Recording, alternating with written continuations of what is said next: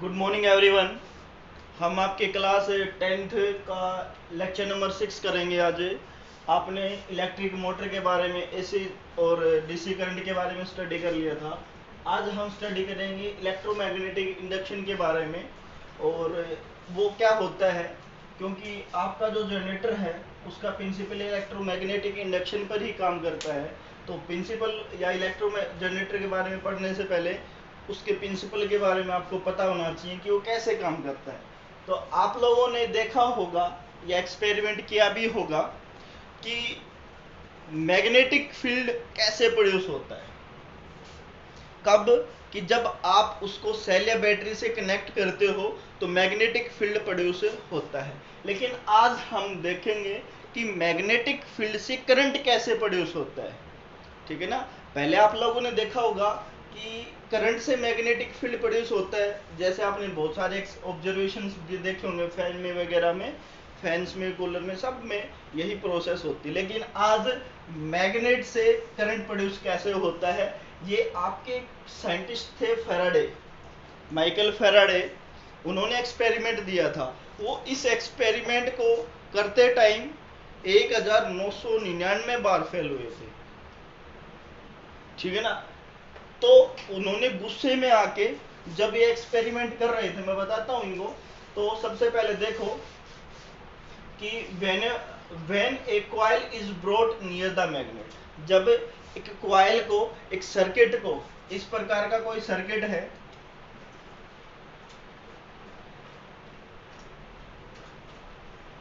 जब एक कॉइल को या किसी सर्किट को, कॉइल से बनी हुई किसी सर्किट को मैग्नेट के पास लेके जाया जाता है, तो magnet current get induce due to magnetic effect. क्यों? कि जो मैग्नेट है ना वो करंट प्रोड्यूस करती है, किसके कारण? मैग्नेटिक इफेक्ट के कारण। तो माइकल फेराडे जब वो एक्सपेरिमेंट कर रहे थे तब वो बार बार इस ऑब्जर्वेशन को लेकर फेल हो रहे थे। क्या हो रहे थे? फेल हो रहे थे। तो गुस्से में आके उन्होंने जो एक्सपेरिमेंट कर रहे थे उस मैग्नेट को उस सर्किट की तरफ गुस्से में आके फेंक दिया। तब उन्होंने ऑब्जर्व किया कि इसमें कुछ ना कुछ डिफ्लेक्शन हुआ है। तो यही वो डिफ्लेक्शन था। तो उन्होंने क्या किया, सबसे पहले एक सर्किट लिया, एक कॉइल ली जिसमें गैल्वेनोमीटर लगाया। गैल्वेनोमीटर क्या शो करता है कि galvanometer shows current in the coil. Galvanometer show करता है कि इस जो कॉइल है इसके अंदर करंट है या नहीं। तो गैल्वेनोमीटर जब आप देखोगे, एक्सपेरिमेंट किया होगा, आपने देखा भी होगा, तो इस पोजीशन में होता है, इस टाइप से होता है, जैसे मैंने एरो हेड बना रखा है। तो अब यहाँ जब नॉर्थ पोल है और ये कॉइल है और उस टाइम वेलोसिटी 0 है, ना तो ये मूव कर रहा है ना तो ये मैग्नेट मूव कर रही है। ठीक है, जब कोई डिफ्लेक्शन नहीं होगा। अब बात करें हम सेकंड कंडीशन में, जब क्या किया हमने, इस नॉर्थ और साउथ से जो मैग्नेट है आपकी, इसको मैं धीरे धीरे किसके पास लेके गया? सर्किट के पास लेके गया, बिल्कुल पास लेके गया। तब देखा आपने ये गैल्वेनोमीटर की जो सुई का डिफ्लेक्शन है, पहले ये था, अब क्या हो गया, धीरे धीरे धीरे धीरे धीरे अपनी पोजीशन ये चेंज करने लग गया है। मींस डिफ्लेक्शन इस प्रकार से शो करेगा।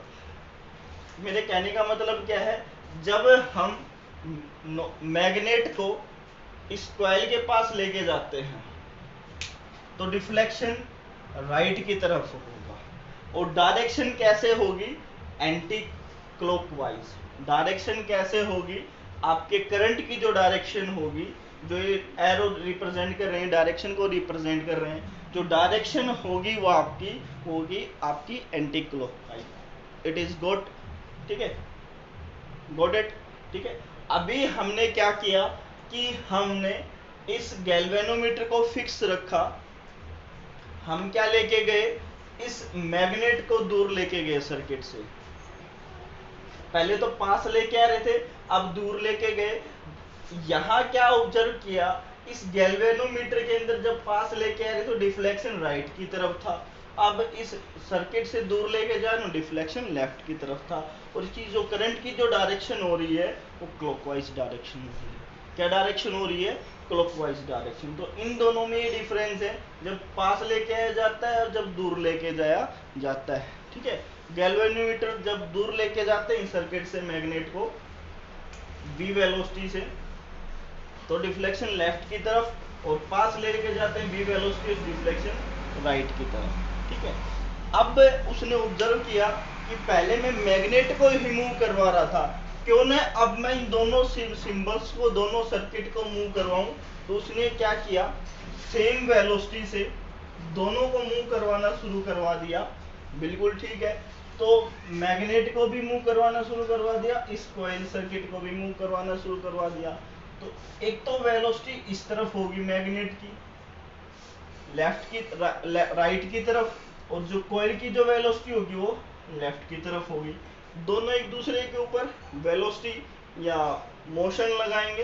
तो इस कंडीशन में आपकी वेलोसिटी क्या होगी, मींस v की वैल्यू 0 होगी। मींस किसी के अंदर, गैल्वेनोमीटर के अंदर कोई डिफ्लेक्शन नहीं होगा, कोई करंट प्रोड्यूस नहीं होगा, क्योंकि दोनों ही मोशन में थे। इसी कारण इनका जो गैल्वेनोमीटर का डिफ्लेक्शन वो 0 हो जाएगा, करंट भी कोई प्रोड्यूस नहीं होगा।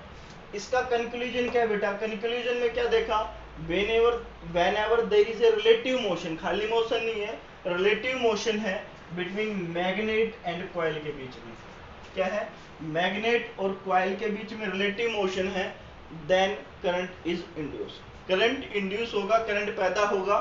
सेकंड कंडीशन क्या है? The direction of induce current will be change.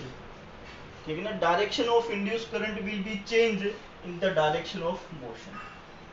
क्या कह रहा है कि डायरेक्शन दोनों में चेंज हो रही है करंट की, इन दोनों में। ठीक है ना, due to direction of motion, direction of motion के कारण चेंज हो रही है। ठीक है, तो इंड्यूस करंट होगा। ठीक है ना, यही कह रहा है, the direction of induce current will get change with change in direction of motion. जब डायरेक्शन ऑफ मोशन को चेंज करेंगे तो इंड्यूस करंट भी चेंज हो रहा है। There is no induce current if relative motion is 0। जब हमने इन दोनों को मूव करवाया तो क्या हुआ, कोई भी करंट प्रोड्यूस नहीं हुआ, क्योंकि मोशन ही नहीं हुआ। ठीक है, डायरेक्शन ऑफ मोशन ही नहीं हुआ।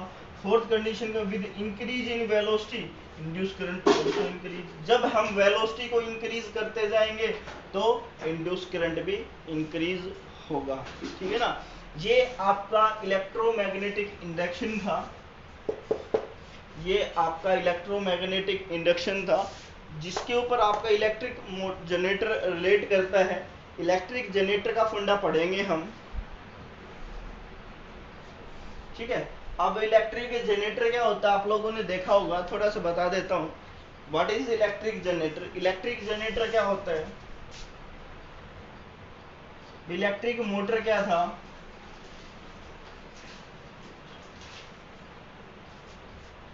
क्यों, क्या देता था हमें? Electric energy into mechanical energy. लेकिन इलेक्ट्रिक जनरेटर क्या देगा? Mechanical energy into electric energy. वो हम इलेक्ट्रिसिटी देते हैं with the help of dynamo, with the help of dynamo. ठीक है, डायनेमो के थ्रू हमें वो क्या देता है? इलेक्ट्रिसिटी देता है। ठीक है, तो नोट्स प्रिपेयर करने हो इलेक्ट्रोमैग्नेटिक इंडक्शन के तो प्लीज़ आप नोट्स प्रिपेयर कर लीजिएगा। कोई डाउट हो तो डाउट कंफर्म कर लीजिएगा। बस आज के लिए इतना ही। जब भी नेक्स्ट वीडियो आएगी उसमें हम डायनेमो के बारे में पढ़ेंगे और जनरेटर के बारे में पढ़ेंगे। उसमें आप एक ही याद कर लेना चाहिए, एसी के लिए हो चाहे डीसी के लिए हो। एसी जनरेटर हो चाहे डीसी जनरेटर हो, दोनों में कोई भी आए वो ही पुट अप कर देना। Thank you, have a nice day.